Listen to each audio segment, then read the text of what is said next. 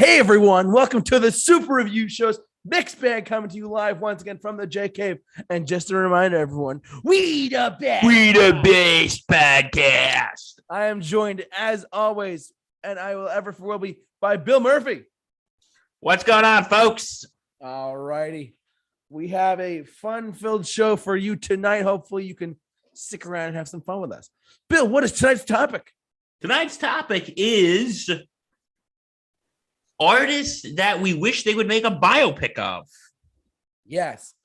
This we thought we were going to do something else, but we said, let's do that next week, and then we'll do a two-parter. We'll do part one and part two for next week.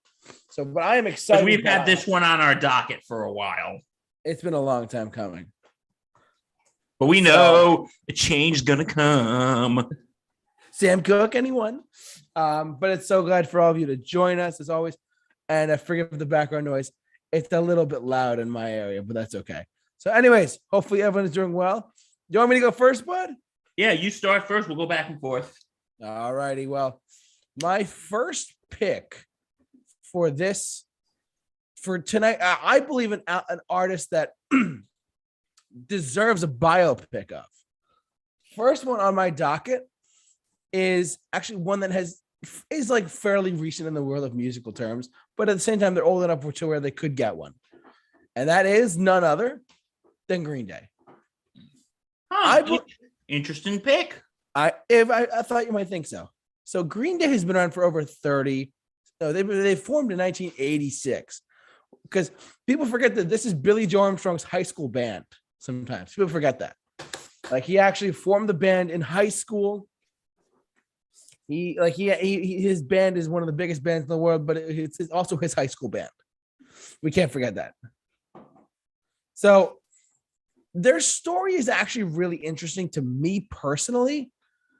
I'm a big fan of them. Truthfully, I think that they deserve a biopic of them, and I think it'd be really good. I'm not sure exactly what specifically it would be about. Probably their origins up until maybe they had Dookie or American Idiot, or maybe it could take place over the course of their whole career up until 2010. I don't know. This is the first one that popped in my head for a really good biopic choice for an artist that I like to deserve a biopic. But what do you think about Green Day getting a biopic? I think that'd be interesting. But do you think they have enough in their lives that they could make a biopic of? They all turned 50 already. So, there's that. But, I think personally, they probably could. In about 5 or 6 years. I would say in 5 or 6 years when they're 60 or 55, excuse me. That's a different story. But that's me. So, plus their story is really fascinating. Billy Joe Armstrong's musical library is really fascinating to me. He's gone on record and told stories about how he's oh yeah, I listen to this artist, this artist, this artist, this artist, and I'm well, it doesn't really come across in all of your music, but at the same time, it would be fascinating to see your life story put like that. That's just me though. If you ever seen, by the way, for those of you who might be wondering, there's a Green Day behind the music episode on YouTube. You can look it up. Because I thought this was my first pick, because I really do think that this is a band that deserves an adaptation of their story personally, but that's me. You know what they could do? You know what they could do instead, though, bud? What? Me personally, I think, I really think that someone said this to me the other day. Given that two of their albums are such ginormous, theatrical epics, rock operas, if you will, who's to say they don't make an American Idiot or 21st Century Breakdown movie? What would you think about American that? Idiot was actually a Broadway show. I know it was a Broadway show, but who's to say that it wouldn't make a movie, American Idiot or 21st Century Breakdown? Because those albums cohesively tell a story. There could be that too. That could work. In my eyes, I think an actual Green Day biopic. That could work, but I feel personally that they could get one in 10 years, because they're still relatively young in the world of music and whatnot. Being around for 30 years is different being around 50 or 60 years. You know what I mean? Mm-hmm. Excuse me, I'm still a little sick. But yeah, I definitely think that that's a good idea. But that's me. What do you think, Bud? I mean, am I far off here or what? A little bit. I think it could be possible. Anything's possible. I mean, making like a movie about them though, like specifically, I don't know, but I think making an adaptation of American Idiot or 21st Century Breakdown would be a really cool idea though for a movie. That'd be. No, I think that would be a really cool idea. I think it would actually be a really cool idea. Because, like I said, it's been a Broadway show, so why not turn it into, why not turn it into a whatchamacallit, into a biopic, into a biopic. I think that would be good. I think that'd be cool. I think that'd be a good idea. I mean, but that's me personally. I mean, everyone's entitled to their own opinion, but I think, I don't know, and maybe wait 10 years for this, but that's me. I think we'd have to wait and see, but it could be interesting. I think it would be good. It'd be an interesting one to talk about, truthfully. So, an interesting one to see. So, I don't know, but that's me. That's really all I got for them. Would you want to go next? Yes. And we have talked about this before. Yeah. We've talked about this before, actually. You said you would have had to do a two-parter for this band. Two-parter. That this film would have to be a two-parter. Yeah, what do you got? But I think maybe if you have it focused on one member of that band, I think you can probably do one film. Okay. Dave Grohl. Because Oh. we have talked before. Yeah, go ahead. Because we have talked before. Right. That if you were to make a Nirvana movie, it would have to be two parts. Yeah, because I mean that's the only one you can make a sequel to. Yeah, like you could have all the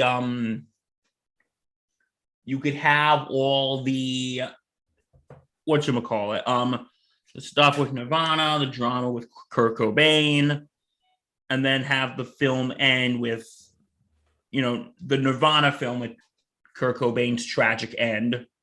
Yeah, I mean that's also terrifying. I mean, the thing with Kurt Cobain was absolutely terrifying, and then Taylor Hawkins too on top of that. I mean, come on. And then the film, and then we do a Marvel style post credit scene. Yeah, with Dave Grohl handing out the cassette in your record store that says Foo Fighters. The story continues. Yeah, the continuing story of the Foo Fighters. Yeah, but you know what? It's like I need your help with something here. Do you what think if it was just going to be a whole Dave Grohl movie? Yeah. Do you think it would be like really ass long, because you would have to have a good chunk of it be about Nirvana, and then have a good chunk of it be about Foo Fighters? You know what they could do, truthfully, if they were to do it like a Dave Grohl biopic, maybe like make the first act about him just starting in Nirvana, and then they focus on like maybe like 20 or 30 minutes of the movie will be like his Nirvana years, and then the middle of the second act could be like his time starting Foo Fighters, and then where Foo Fighters ended up. Maybe, I don't know if that's me. Or what do you think about this? What do you Start got? the movie like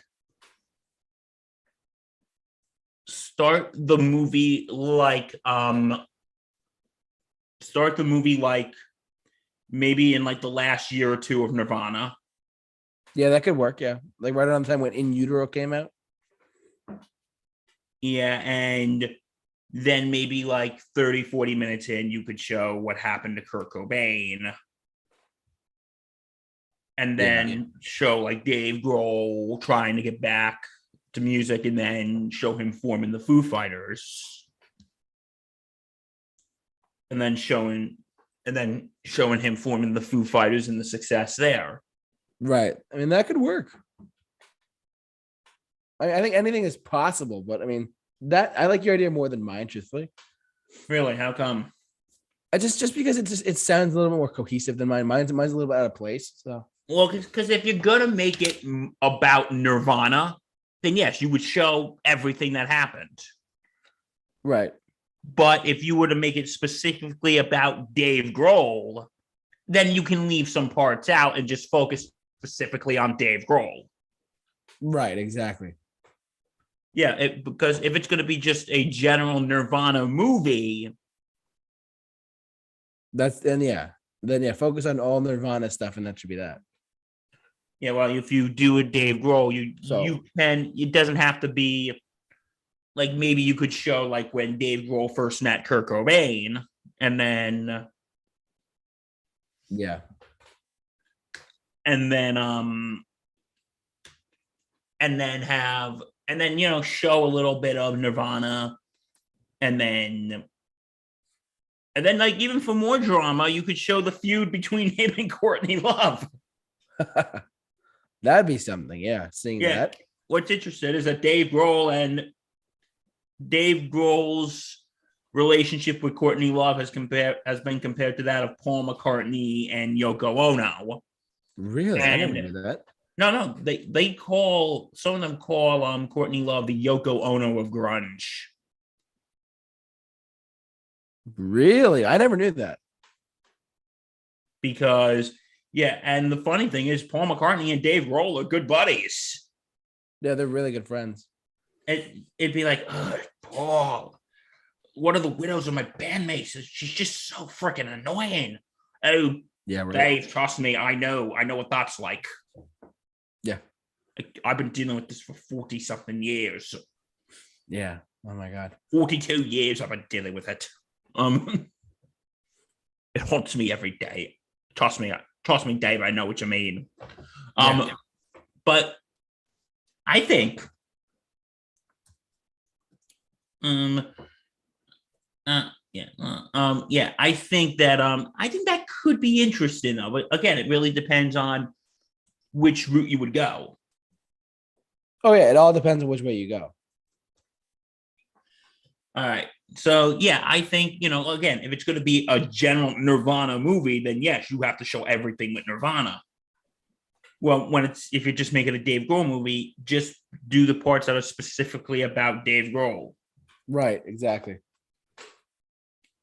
So I like that idea. That's a good idea.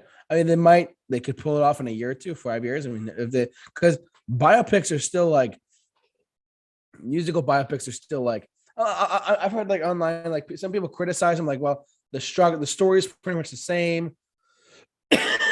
Like it's about an artist. They start out, they're struggling, and then they have success.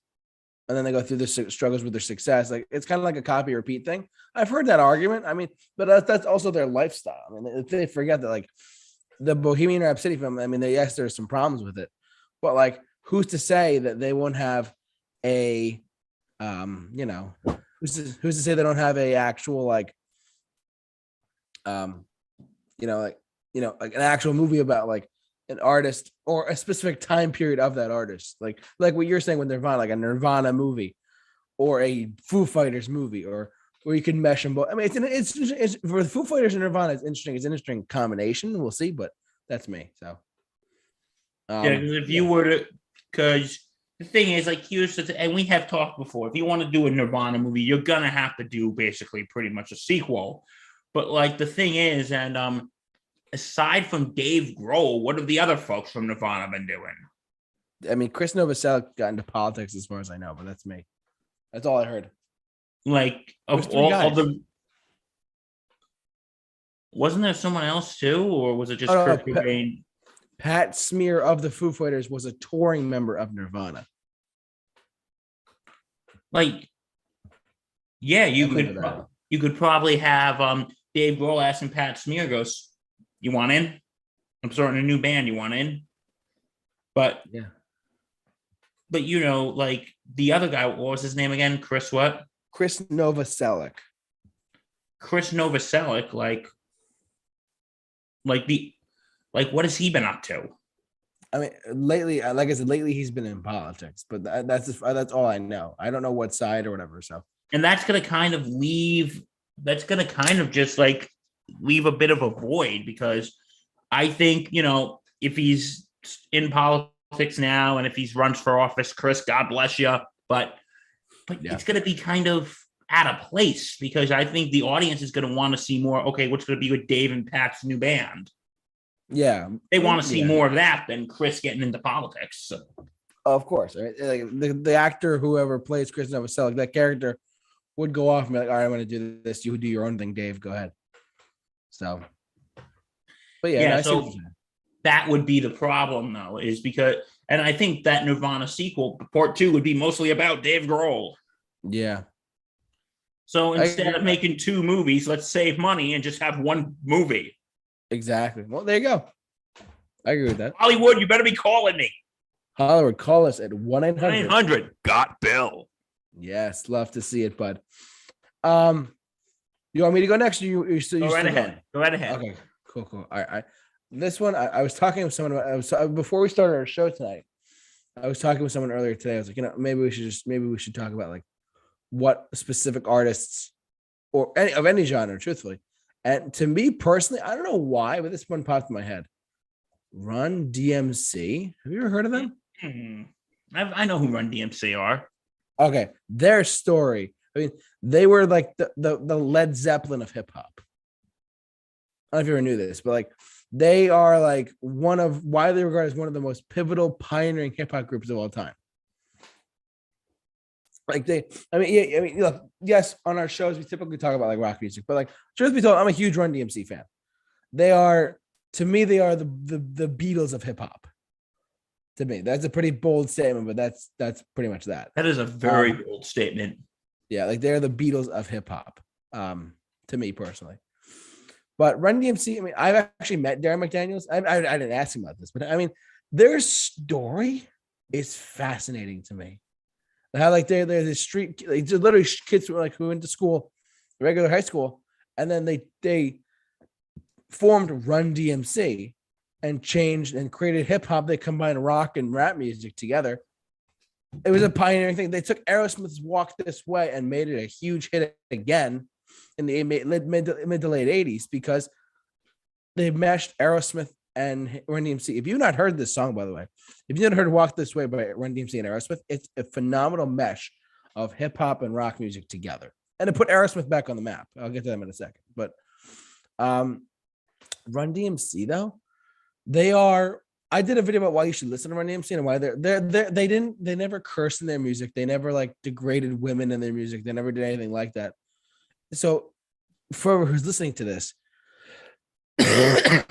Run DMC is an incredible hip hop group. Like they were the first hip hop group on MTV. They were the first group to sell at arenas worldwide. So there's a lot of firsts in their group that they could easily lend themselves to be like, let's make a movie about us. But will they? I mean, I don't know. Man, some people don't even know who they are, which is a damn shame. Get on it and listen to Run DMC, guys. Seriously. They're the best. I put them over Drake every day of the week. That's how strongly I feel about them. And I bet Darren McDaniels too. But like, he's just, I don't know. I think this would be a good movie. Their story, like being raised in the Bronx, combining rap and rock together, and how that like infused and sampling was one of their big things. They started that in a sense with Walk This Way. This movie would be a good group to have a movie on. Personally, what's your take on this, Bill? Well, I don't really know a lot about Run DMC, but from what you're telling me, I think it would be interesting. I mean, I think like I said, they were the first hip hop group ever on MTV.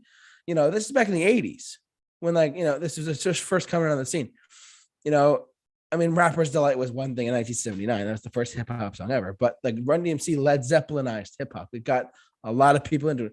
And the first LL Cool J was around the same time too. Plus Beastie Boys came out around the same. I'll get to them in a second too. But like Beastie Boys kind of at first was like, oh, it's Run DMC, it's LL Cool J. Then the Beastie Boys showed up. And that changed everything too. So I'll get to them in a second as well. But like Run DMC, bottom line, they would be, I think they deserve a biopic because their story is just that fascinating. It's rich to mine. And if anyone out there in Hollywood is listening to us, contact Darren McDaniels and have him approve a script or whatever of their life story. And plus, their mixed their DJ. His name is Jam Master J, JMJ. He got shot in like 2002. He was killed. And I think that you could probably end the movie that way or end it like, past that, because they were the first. A lot of firsts were there was a lot of firsts with this hip hop group, and they don't get the love they deserve sometimes. I don't think they're underrated at all. I think they're one of the greatest of all time, but they don't get the love they deserve sometimes. That's how I feel about them. But Run DMC, phenomenal choice by me, truthfully. I think that they would be, I can't emphasize this enough. They Led Zeppelinized hip hop, Bill. They Led Zeppelinized hip. What that means is that they took the genre and made it something completely new and different. Yeah, I can see that. And plus at the time, Aerosmith was like, "Oh, you're sampling Walk This Way. What's going on?" And then sure enough, they made their own song of Walk This Way, and then they made history and then brought Aerosmith out of like the dumps, really, because ever since like 1979, Aerosmith was like, "All right, well, we need a hit here." Then relaunched them as an artist. So. My mind's going crazy right now, but that's me on Run DMC. They're a phenomenal hip hop group. If you've never heard Run DMC, get on it now. Stop streaming us and listen to Run DMC. They're great. It must be pretty interesting if JT is telling you to stop watching us and go listen to them. Yeah, literally stop what you're doing right now and listen to Run DMC. Just put on It's Tricky, Peter Piper, Rockbox, Hard Times, Pause, My Adidas. The list goes on and on, man. They're one of Eminem's biggest influences. Are you ready for my next? I'm sorry, really quick. Eminem inducted them into the Rock and Roll Hall of Fame, and he loves Run DMC. He loves Run DMC. It's ridiculous. So, anyways, sorry, what were you saying, Bill? Okay, my next pick, JT, you're gonna absolutely want to punch me in the face for this one. What is it? This is a band that I really like, but you actually have said that they're overrated. Yes, Pink Floyd. Hear me out. Wait, I know. Before you go on, let me just start by saying this. Just full disclosure, everyone. I don't hate Pink Floyd. I don't think that they themselves are overrated. I think the FM radio stations that play them play the same. I mean, they have plenty of great songs. My trouble is with the FM stations that play the 5 or 6 same songs by them all the time. Play another song by them that's like not one of their big 5. Like just play like I don't even know. Like play like Another Brick in the Wall Part 1 or 3. Like I don't know. That's me. I wish that FM radio stations would play more than just what they play. That's it. I like them. But would I listen to it on any given basis? Probably not. But I like them. First, let me start by saying that. So I didn't mean to cut you off, but just want to let you know. Go ahead. Okay, because I think there's many different ways you can go through this. Yeah, what do you got? Because start with that. Have it maybe focus on the relationship between Roger Waters and Sid Barrett. Okay. Who was actually the original guy. Yeah. And who was actually the original bassist, I want to say, and was then later replaced by David Gilmour. Oh, okay. Have it, I would say focus it mainly on their relationship, because Sid Barrett actually was one of the founding members. Yeah, I've never even heard of him. He was one of the first guys, you said? Yes, Sid Barrett was one of the founding members of Pink Floyd with Roger Waters. Now listen, before I go on, I know everybody has their opinions on Mr. Waters. A lot of people think he's a professional asshole, and I am one of those people. I will admit I think Roger Waters can be an asshole. But like Sid Barrett, he is one of the co-founders and have it started from like 1965, I think is when they met. Okay. And then and then Sid Barrett lived sort of a tragic life. He actually had there was speculation that he had mental illness. Okay. That he had a mental illness, and that he used a lot of psychedelic drugs. Ooh, okay. And because if you listen to Pink Floyd in like the late 60s, like their early stuff, like, you know, before Sean and you know, before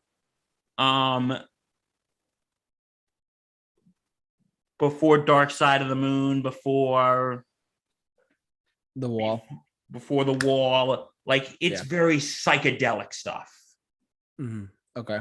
It's like real like 60s psychedelic stuff. But then in 1968, due to mental illness, and also he was actually rumored to have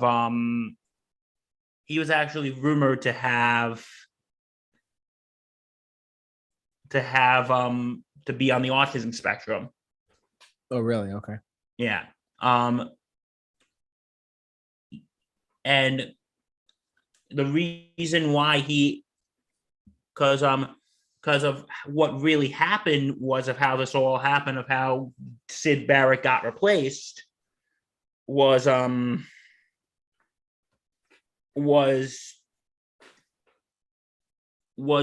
Pink Floyd actually went on tour with Jimi Hendrix. Oh, did they open up for them? Yeah. That's cool. And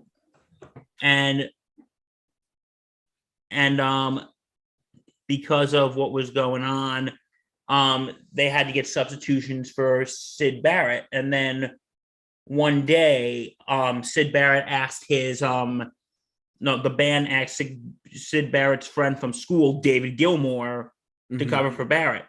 And what happened was Gilmour played and sang, and just Barrett wandered around the stage, occasionally joining the performance. And then eventually the band grew tired of Barrett, and they said, and I'm just reading this right now off Wikipedia. I apologize. But one day in January 1968, Roger Waters was on the way to a show. Yeah. And the rest of the band said, you know, shouldn't we pick Sid up? And then said, no, let's not bother. And that's how they basically kicked him out of the group. And and then you can talk about when Sid Barrett actually and Roger Waters reunited. It's actually a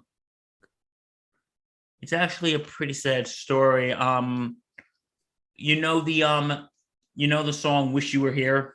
Yeah. Is that about him? It's about him. Okay. Well, because here's how it happened. They were actually in the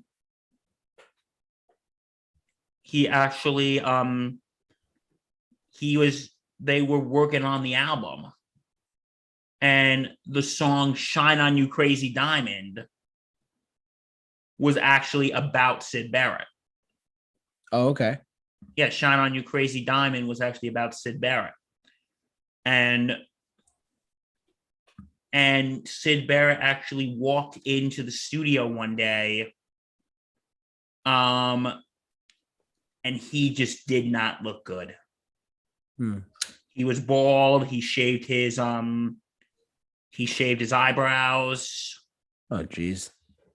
And he put on some weight. And the rumor is that he walked in a bathrobe with a bag of candy. But anyway, the point is he walked into the studio and Waters didn't even recognize him. and Waters did not even recognize Sid. And Waters goes, Sid, what happened? And he goes, well, talking about his weight, goes, well, I've been eating a little too many pork chops lately.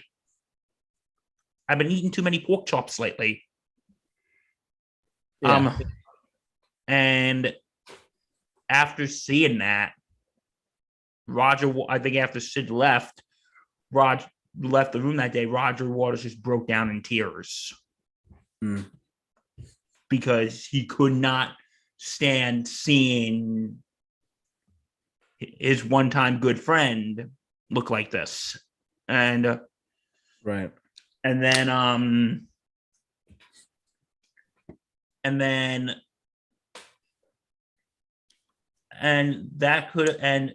there was also talk that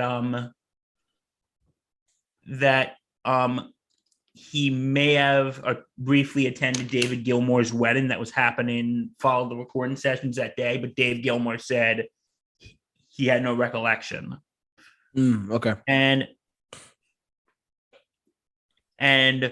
the last time, a few years later, like, this is how you could end the film. Like, a few years later, they don't specify how many years later. Yeah. But they don't specify how many years later, but you could have them go through the whole thing with Roger Waters becoming a total asshole. With Roger Waters becoming a total asshole, and he and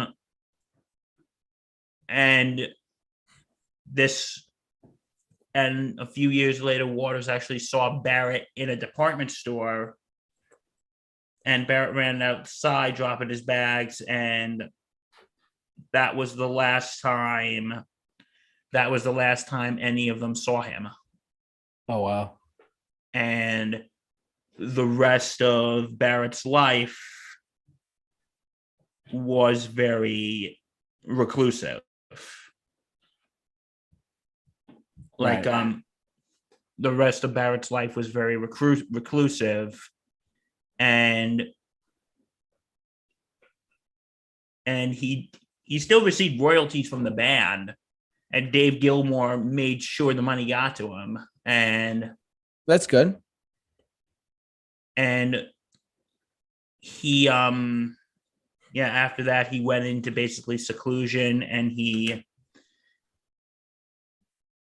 passed away in 2006. So have like the final scene be like Roger see Sid Barrett one more time, him walking away, and then you hear like the chords to Wish You Were Here in the back, and then just end the film. I mean, that's good with me. And then put like in the subcredits, say that was the last time that any member of the band saw Sid Barrett. There you go. Sid Barrett, the rest of Barrett's life was reclusive. Sid Barrett died on July 7th, 2006. He never married, had no children. That's sad. What's sad? No, that he never got married, never had kids. And yeah, so I think that's one route you can go with a Pink Floyd movie, have it focus on Roger Waters and Sid Barrett's relationship. Another way you could go is you could just like have those years of when Roger Waters became an absolute prick, and when he actually left the group. You know, like even this success with The Wall, like you know, I think I said this when we did the Rock Talk for Jesus Christ, we did the Rock Talk. That was 4 years ago. I know, yeah. When you, me, and the Forehead did the Rock Talk for it. That was 4 years ago. I know. Plug for our video on our YouTube channel. For The Wall, like he actually got the idea because he was on tour and somebody spit on him. He just said, I just wanted a wall built around me. And wow. And you can have like the tensions in the band between him and Dave Gilmour, because I've said this. The Wall was that period of when Pink Floyd basically became the Roger Waters band. And I think that may have been his last album with Pink Floyd for a while. I think he left the group after that. Okay. Because in Roger Waters' book, my uncle's a huge Pink Floyd fan, and he told me that that in Roger Waters' book, he has some not so nice things to say about the rest of the members of Pink Floyd. So, yeah, it could be about just Roger Waters letting all the fame go to his head. Yeah. Yeah. So what do you think would be better, having it focus more on Waters and Barrett, or have it more focus on just the band itself and Waters becoming an absolute asshole? Probably the band, personally, but that's me. I like the idea of like, if you're going to make a movie about Pink Floyd or Queen or Aerosmith, whatever, make it about the band and then touch on elements of like the band members fighting or conflicts here and there or drugs, whatever. Just touch on that stuff in the movie about the thing. It has to lead up to a point though. Maybe it could lead up to the release of The Wall. Or I don't know. I'm throwing something out there, but who knows? It could really, yeah, or like I said, it could, or the last scene could be, again, because Sid Barrett was very instrumental in Pink Floyd. Yeah. Have like, that last scene at the department store, have maybe they didn't specify how many years it was, but if it's like after The Wall, just have that last scene of Roger Waters and Sid Barrett seeing each other and then fade to black. There you go. So that could work. That could work. Yeah. So nice, good pick. Yeah. So yeah, that's what I think a Pink Floyd biopic would be interesting. Yeah, interesting. Okay, cool. While we were talking, while you were mentioning all your Pink Floyd stuff, I was coming up with a couple of things, a couple of artists as well that I think deserve a biopic as well. All right, let's hear it. It's my turn, right? It's your turn. All right, Aerosmith. Yeah, there's a lot of hidden. I know. Hear me out. There's a lot of hidden stuff in their band. Like they're like, because I mentioned this with Green Day. They have an episode of Behind the Music on YouTube, right? But it's an hour and a half long. That's how much history they have. That an hour and a half documentary about them exists on YouTube, which is crazy. Yes. So I mean, also, and if you guys don't know the history of Aerosmith, these guys, the same five guys practically basically from inception until now. They've literally played together since like 1970 or 69 or something like that. And Steven Tyler is a phenomenal singer. What's his face? Joe Perry is one of the greatest guitarists. I put him in the GOAT conversation of guitarists. Like, what's his face? Joe Perry and Joe Perry of Aerosmith is one of the best guitarists I think I've ever heard on record, ever. I love his playing. I mentioned this when there's a video that's going to drop later this week called "Why You Should Listen to Aerosmith." They postponed their 50th anniversary show at Fenway Park this year in Boston, Massachusetts, for September. I'm gonna go. I've never seen Aerosmith live. I'm very curious to see them live. I've wanted to see them for a long time. Why not go to a show like that? I mean, we're in New York, but Boston's not that far for us, so I'm probably gonna go to that show. But the history of Aerosmith, I'm just touching on this a little bit. Aerosmith, they did so much heroin. Like in Joe Perry and Steven Tyler's autobiography, I think in the 70s, they were one of the most pioneering rock bands. Aerosmith's going to conquer the world, right? They did. They took a dip in 1978 or 9. And up until like 1985, they were struggling. They were still selling concert tickets, but their albums weren't doing well financially. Their albums were like tanking a little bit. Like Night in the Ruts was really rough. Or like there's a song called Rock in a Hard Place with a song Lightning Strikes on it. Like that's a really good song. But the album itself is like mixed, kind of like a mixed bag. Ha, pun intended. Pun intended. For our show. But And Joe Perry left the band at one point. That could be I would go see an Aerosmith movie. Truthfully, I love Aerosmith. I mean, some people, my dad's always like, JT, you don't talk. I love Aerosmith. I could listen to them on a daily basis. That's how much I love them. They're just ever some Sweet Emotion to Ragdoll to Dude Looks Like a Lady. Like, and their humorous lyrics are really good too. Excuse me. Dude looks like a lady. And also Dream On, of course. Like, they've had so many hits. It's they're outside of their hits, their catalog is really rich of great stuff. True, like Toys in the Attic is one of their best albums of the 70s, personally. But once you into the late 80s into the 90s, they have a lot of other great. Get a Grip is phenomenal. Pump is great. Like, I don't know. It'd be a long movie because you have to start it with Dream On and end it with I Don't Want to Miss a Thing. Like, you have to sing. Exactly. You'd have to end it with I Don't Want to Miss a Thing because that was their last major single called it was their only number one in 1998. Like the weeks before I was born, that was like the number one song in the world. Weeks, bro. Weeks before I was born. The world knew you were coming into it. Yes, because Aerosmith had a song, but they didn't write it though. They didn't write the song. They didn't write I Don't Want to Miss a Thing. Diane Warren wrote it for them, but whatever. It was originally penned for you too, I found out. Really? Yeah, but Aerosmith took it instead. So Aerosmith, their story is incredibly fascinating to me. I think that they would benefit from a biopic. And how long would it be? What would it take place? What time period? I don't know. But anything's possible. I think that you do an Aerosmith movie, it would be great. And what would you call it? Deuce or Wild? Or like, what would you call the movie? Probably like Get Your Wings. I don't know, I'm trying to think. Like Toys in the Attic. Like, there's so many great song titles too. Or like Dream On, the Aerosmith story. I don't know. Dream On, the Aerosmith story. Yeah. Dream On while toys are in the attic. This is a great band to get into. If you have not heard of them, get on it. Aerosmith is a great band with great music in it, and that would be awesome.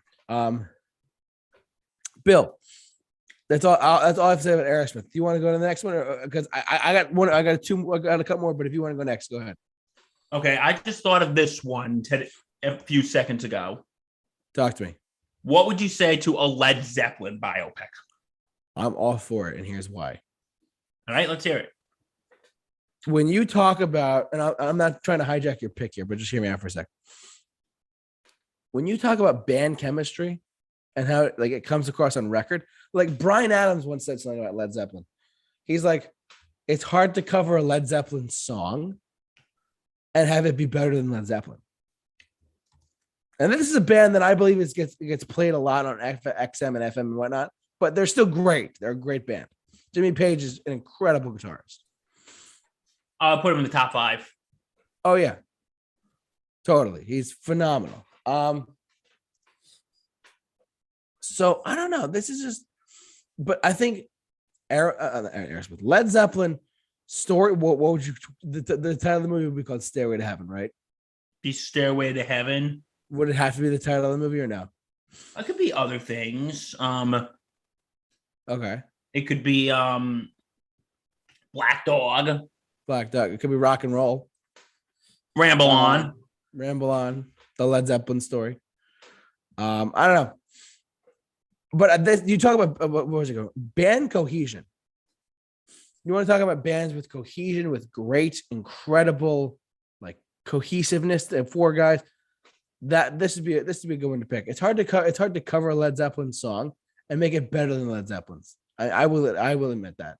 So no, it is like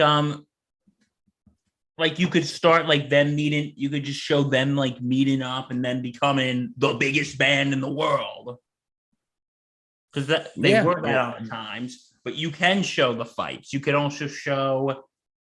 Yeah, it might get a little depressing because there are 2 deaths you do have to show. One is, of course, the death of John Bonham. the one that unfortunately. really killed Led Zeppelin. Yeah, And another thing was and another thing you could show was whatchamacallit, Rod Rod Robert Plant. Robert Plant, thank you. You're good. You could, because like one of the things that really, because I don't know if you knew this, Robert Plant had a son who unfortunately passed away. Oh, that sucks. I don't know if you knew that or not. I was not aware of that, but that's terrible. No, you know the song. You know the song "All My Love." Oh, it's about that.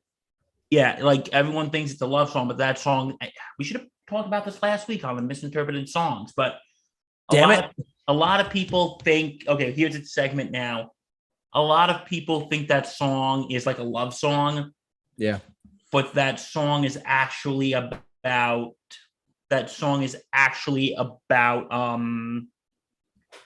Robert Plant's 5-year-old son, Karak, who died of a stomach illness. That's horrible. Yeah, and I don't know how you would exactly make it work, because Karak's death actually happened a year before John Bonham's died. Oh, geez, really? A few years before John Bonham's died. Karak died in 1977. John Bonham's died in 1980. Yeah. But like I'm thinking it could have been like the scene when Robert Plant, because Robert Plant and John Paul Jones wrote that song together. Mm-hmm. And it could show him and Robert singing the song to get him and John Paul Jones like playing the chords and Robert just singing, and you can see like that song is giving Robert Plant a little bit of comfort and giving him some peace. And yeah, like that could have been a perfect way to end the film, but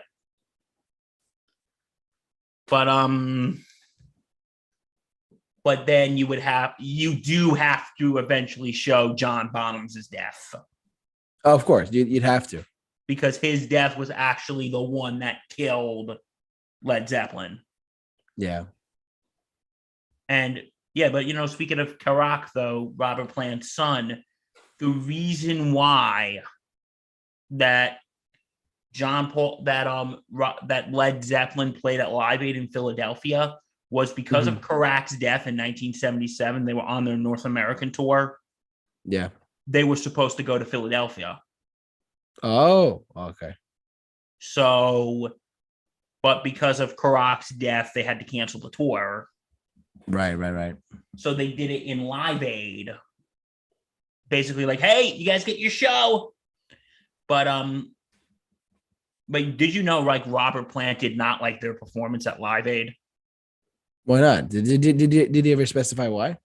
He just said it wasn't our best performance, and they did not even put it on the Live Aid DVD release. Really? I never knew that.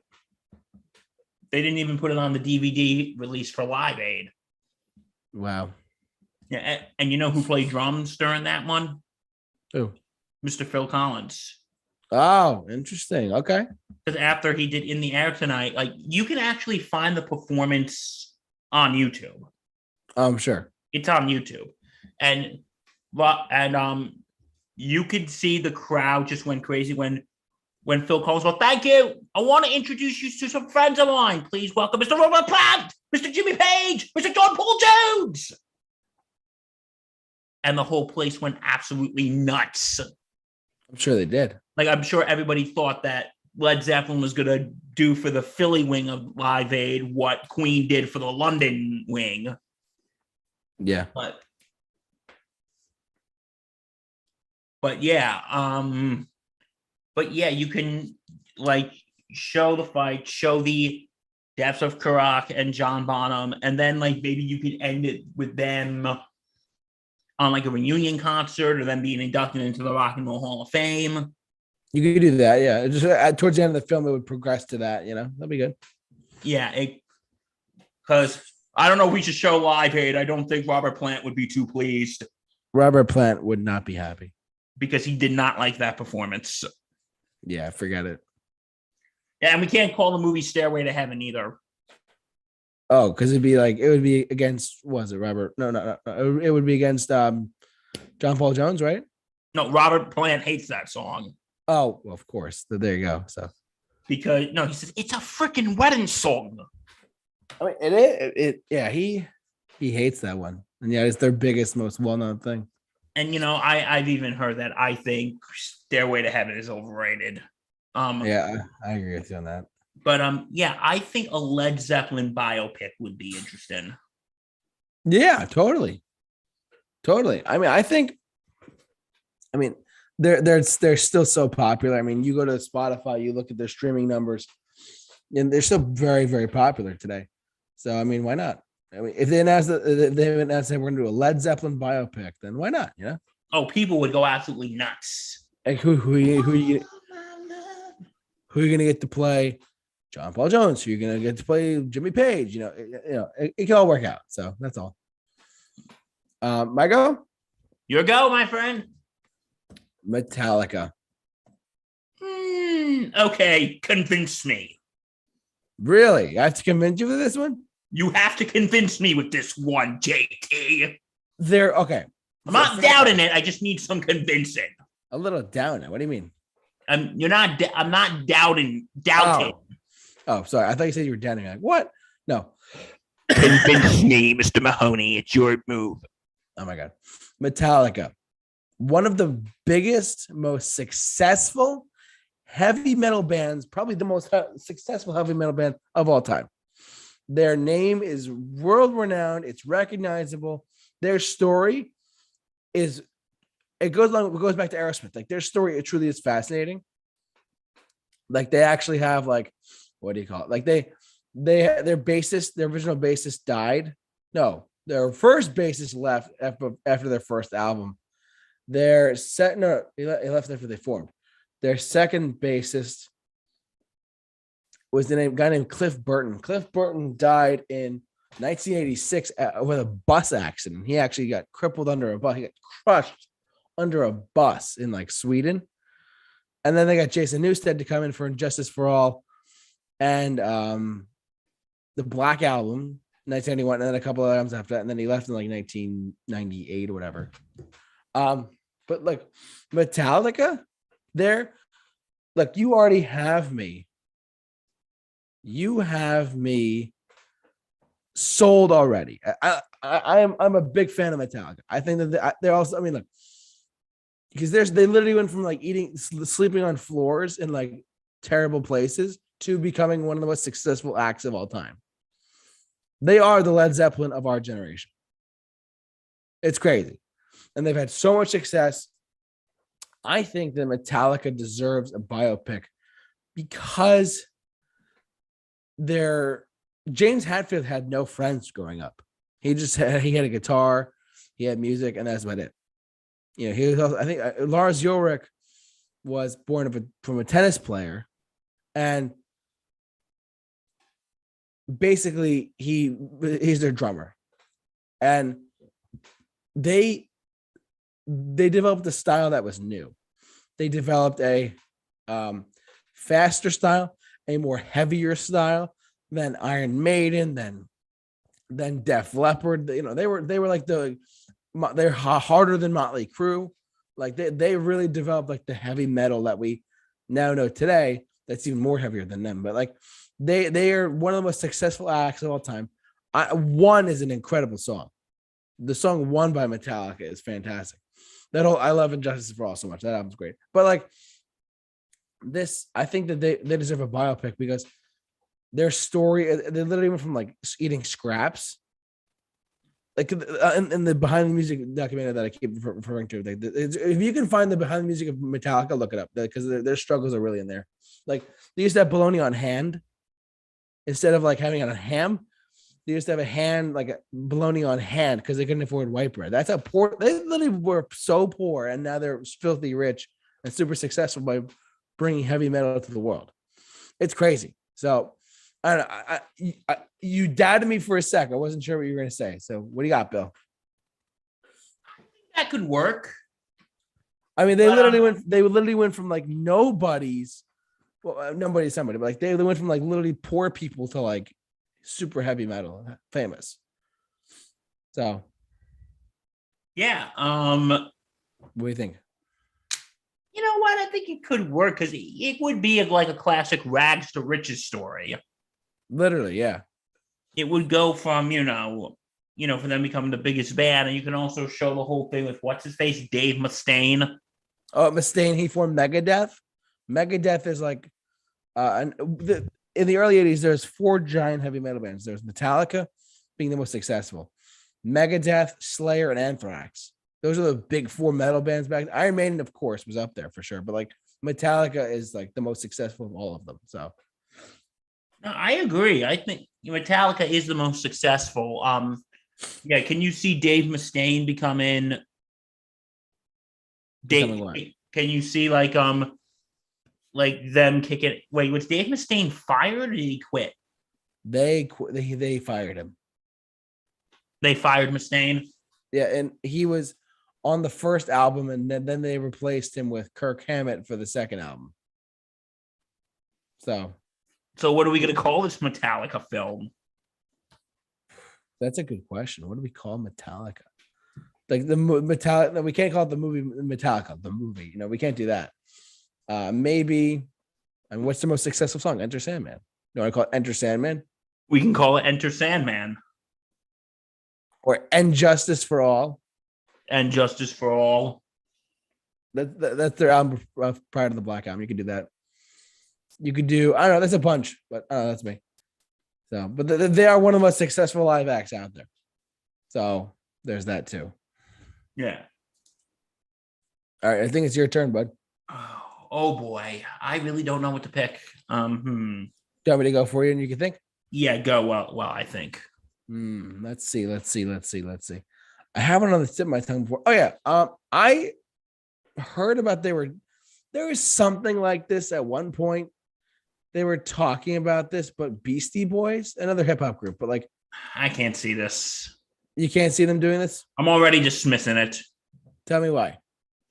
It's just like, what can you really do about these guys? Just like I said for Metallica, guess what you have to do now, JT? Again. What? Convince me. Oh, come on, Bill. I am a very tough customer. Oh my God. They're the first white hip hop group. Okay. You got a point there. 3 Jewish kids from Queens. Just 3 Jewish kids from Queens. Got it. So there's 2. They were also they were hip hop artists, but they also played instruments too. So there you go. They're hip hop artists, but they also played real instruments like on Sabotage. Dude, that song is great. You ever heard the song Sabotage? No, I don't think I have. Oh my God, Bill. I gotta listen to that after this. It's in Star Trek for some reason. I don't know why. I gotta listen to that afterwards, don't I? Yes, you got it. But there's not much. I think their story's great, but I think you could definitely talk to them. But I mean, Beastie Boys is up there for me. I would love to see Beastie Boys, but Beastie Boys biopic, Intergalactic Planetary. Anyone? I think so. I got one more for you if you want to, and then this one you can actually shed some light on too. All right, let's do it. I'll help you out. Ready? Ready. Journey. Convince me. No, stop it. I picked this for you, bud. You got this. Okay. I'm just kidding. No, you're kidding. I think it could be. I think it could be possible. Show them when they met in what was it, San Francisco? San Francisco, yep. Hey, Steve Perry joining and exiting the band. Yes. Introducing Arnel Pineda. Yeah, I don't know if you could go like I feel like most of the interesting part of the movie could be about Steve Perry and like I think how he left the group because I think he was taking care of his mom when she was sick. Yeah. And then, like going into Hideout after his solo career Coming back for one album. and then coming back. So yeah, you know what? I think this can work. JT? Did I do it for you? Did I help you out? Yes, you did. All right, you're good. You're welcome. You did not need to Journey's a good pick, though. Think about it. You did not need to I did not need to be convinced. Good. I'm glad. Okay. I think I got one now. What do you got, bud? What would you say? Okay. What would you say to a Billy Joel movie? I never thought you'd ask. There's one in the works, I believe, if I'm not mistaken. I might be wrong about that, but as far as I know, there is one in development. But Billy needs to sign off on it. Billy himself needs to sign off on it. I think he does need to sign off on one. Yeah. By the way, you have to go see him at some point. He's great. I know. You keep reminding me on a daily basis. On a weekly basis, like, Bill, go see Billy Joel with me. Come on, we'll have a good time. Yeah, I think we will have a good time if we go. I'll take you. Figure out the date. Yeah, we'll figure it out. Anyway, no, but Billy Joel, like you could have it be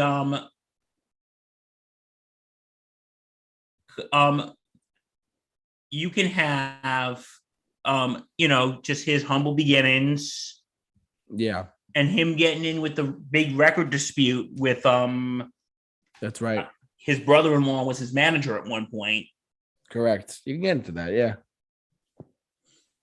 And then like a big framing device that could be is the album, what is it, River of Dreams. Yeah, and that's his last album. So you have a definitive ending to his career in that aspect. Because there was one song on the album that I think could be a really important framing device. Which song? It's the song Lullaby, Goodnight My Angel. Oh, yes, that one. It's a good song. The Good Night My Angel, time to close your eyes. Because that song is actually about Billy Joel and Christine Brinkley, their divorce. Correct, yes. Because I actually watched, if you ever watched Billy Joel in his own words, he was talking about, he said, because my daughter, Alexa, she asked me, Daddy, what happens when you die? Mm-hmm.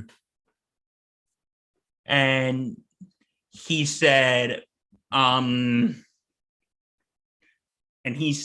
when you die, you go into other people's hearts. And then, because this was around the time Billy Joel and Christine Brinkley were splitting up, and she was thinking like, Dad, are you going to leave me?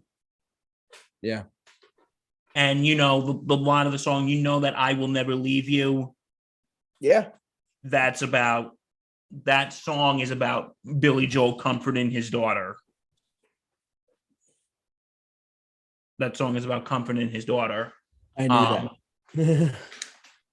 Yeah, but anyway, but I think this song, I think it could work. And, we have said before, Billy Joel had a lot of problem with drugs.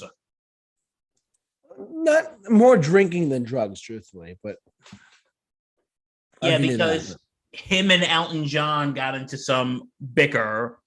Yeah. Because I'm sure I think they patched things up now, but no, they're still good friends. I know that for sure. No, because like Elton John made a comment about Billy Joel's drug rehab. Mm. The comment was, oh yeah, I remember what the comment was. The comment was saying that Billy Joel basically had it easy in rehab. They still let him watch TV. He said, well, I had to scrub the floors. Mm. Yeah. I had to scrub the floors, and Billy saying that, basically fighting over who had the worst rehab experience. Yeah, which is completely unnecessary. So I think maybe they were just in a bad patch, but no, I think they patched things up now. So no, they're still good friends. He's even gone on record and said, "I'd love to have Elton John at the Garden one night just for kicks." So why not? yeah, but yeah, I think this could be an interesting I think it could be an interesting biopic. It would be, especially his humble beginnings. Truthfully, that'd be a good one.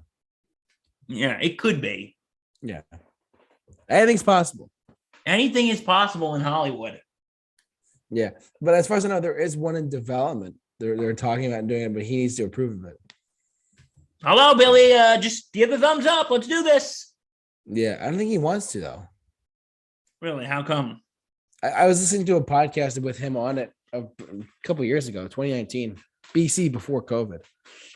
He said something like, "How he's like, oh yeah, well, oh God, what did he say? I don't know. He was like, so they asked him directly. They said, hey, they're making an Elton John movie at the time. They're making an Elton John movie. They're making a Motley Crue movie for Netflix. Would there ever be a Billy Joel movie?" And he said, I don't know if there's enough material out there for me to do so. Truthfully, that's what he said. But who knows? I could. It all depends. I think it all depends, truthfully, on like what the context and what the story is. But that's me. Yeah. I think that would be, yeah, I think it would be pretty interesting. Yeah. Yeah. All right. You got another one? Was it your pick or my pick? That was my pick. Oh, okay. I got, we'll do one more and then we'll wrap it up for the night. Okay. Excuse me. One more. What was I going to say? It's funny, Bill. I think I was talking. I think that when you talk about like not just creativity, but like flamboyant personality on stage, I think David Bowie would be a nice one. Huh. His story would be great. And who would you cast to play David Bowie though? That's a better question. Yeah, who would you cast to play David Bowie? Yes. It's a tough order because he was. I mean, look, there's different. I mean, for those who are listening, but if you know what David Bowie looks like, he had so many different looks over the course of his career. So he's gone way too soon. Yeah, I remember when he died. It was just such a big shocker. It was January of 2016. I know. I remember waking up that morning and said David Bowie dead. I'm like, wait, what? Yeah, the terrifying news. 2016 was a rough year for everyone with deaths and whatnot. So, what do you think, David Bowie? First off, what do you think about a David Bowie movie? Then, what do you think about David Bowie? Who would you get to play him? Oh God, I don't know. I don't know who would get to play him, but his story's fascinating too. He was a nut. You would need to get someone who can sing though too. Yeah, like you'd have to get who's it? Garfield? That could work. Andrew Garfield. I mean, if Andrew Garfield played David, he's also skinny enough too. Andrew Garfield's coming off the heels of like Spider-Man No Way Home, and what's the other one? Tick Tick Boom, right? Yeah, because if you have not watched Tick Tick Boom yet, have you? I have not, but go ahead. No, like Andrew Garfield's performance in Tick Tick Boom was really good. I remember sitting there watching this, like Andrew Garfield actually has a pretty good voice. I'm like thinking, wow, Spider-Man can sing. Yeah, I was to say. But like another problem is, do you think you're probably going to have to get someone who can sound like David Bowie though too? That's a tough order. I mean, that's a tall order, I should say. Probably. I mean, but the voice doesn't necessarily matter completely, though, does it? Not completely, but look, Rami Malek playing Freddie Mercury. That was a big, big, big thing to undertake, but he did it, and he won an Oscar for it. So who knows? he won an Oscar. So, but you know what? Since Andrew Garfield was in Tick Tick Boom, and that's like more musical theater style, I think because David Bowie could be very theatrical. I agree. So I think that type of maybe that could work. I think that maybe can work. Andrew Garfield. So we're gonna start a petition on Twitter saying Andrew Garfield should play a David Bowie in a biopic. I'm gonna post that right now. Go ahead. But yeah, I think you're right. It can work. It might be a little strange, but it can work. I think personally, but I think that having Andrew Garfield as David Bowie would be really good. Truthfully, I mean, he listen. The dude is coming. He's an Academy level actor. Who's to say he couldn't play that? I mean, come on, right? Am I wrong? No, you are not wrong. So, but that's me. So, I mean, Andrew Garfield playing David Bowie in a biopic. You know, could happen. Because like I said, he is coming off of the heels of like Tick Tick Boom, No Way Home, and a couple other films as well. Yeah, but who knows? He might go be Spider-Man again. You never know. He might, for all we know. Okay, I think I got one more. All right, lay it on me, brother. Well, last one. What would you say to a Rolling Stones biopic? I mean, you want to talk about longevity. I'm all for it. It depends. You know, this is a biopic I feel like they could do. If this is a biopic that could work really well, if they have the right team under their belt, number one. Number two, they have, excuse me, if they set it in a specific time period, if they do from like the late 60s into like the mid to late 70s, that would be cool. Because that was like a really pioneering time for the Stones. Because like they were the only like British invasion band that really survived. The Kinks were broken up with the Kinks were tanking at the time. The Beatles broke up. The Who were still going, but the Stones were the Stones. And what do you think about that? No, I think that because if you're going to go their whole career, we'll be here for 4 hours. That's a 4-hour Peter Jackson epic. You know? No, do not give Peter Jackson any ideas. Do not give him any ideas. He's going to make it. He's going to make a 5-hour Rolling Stones movie and release in theaters for one day. And then we all have to sit there and bite our tongue like, damn it, we should have kept our mouths shut. We're going to bite our fingernails down to the cuticles, guys. It's going to be ridiculous. Dude, Peter Jackson, don't do it. Don't do it. Get your fingers off the computer. Don't start writing the script. I'm typing it to him right now. No. Check out Peter Jackson's 6-hour film about the Rolling Stones.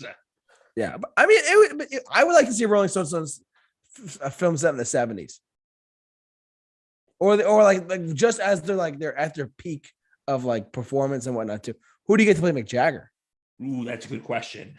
I mean, who do you like? I mean, who's young, hot, and you know what? Make the guy who plays Mick Jagger look like Jagger, but make him a total unknown. Have him break out as that and see what happens. That's me though. That could work. But the Stones, I mean, look, they're one of the biggest bands of all time. One of them. No, that is true. I mean, who's to say they don't make like? I mean, if they did make a Rolling Stones movie, what would it be about?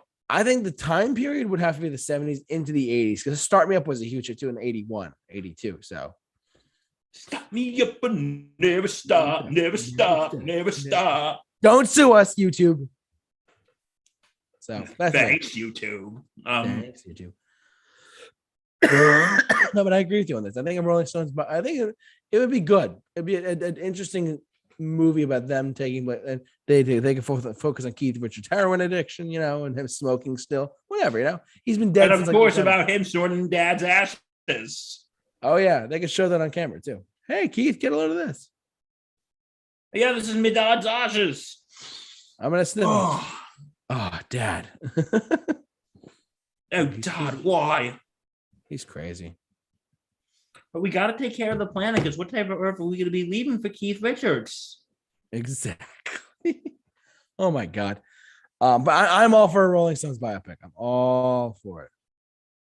I actually got one more pick. All right, well, last one. Then we're going to call it a night. Okay, you might laugh me out of town for this one, but going with the recent events that has happened to this artist, I think it could be slightly interesting. What? Britney Spears. You could do that. Really? I'm not crazy. No, I don't. Oh, not kidding. Sorry. I think, anything's possible. No, because I don't know if you know, like for the last year, she was in some sort of conservatorship. Oh, yeah. I heard about that. That basically her father owned. Like her father baby. basically had access to her money. Yeah, that's not good. Because she was deemed like mentally incompetent. Right. If you don't know what a conservatorship is, go ask someone else. Go ask Google. Go ask someone smarter than me. Well, there goes the game show that I was going to do. You know what that game show was going to be? What is it going to be called? Are you smarter than Bill? Oh my God. Damn it, looks like we have to cancel the contract on that one. But anyway. You're good, bud. Anyway,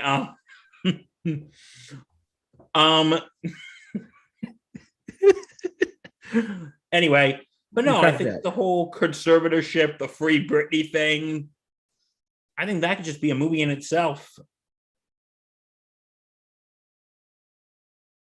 I agree.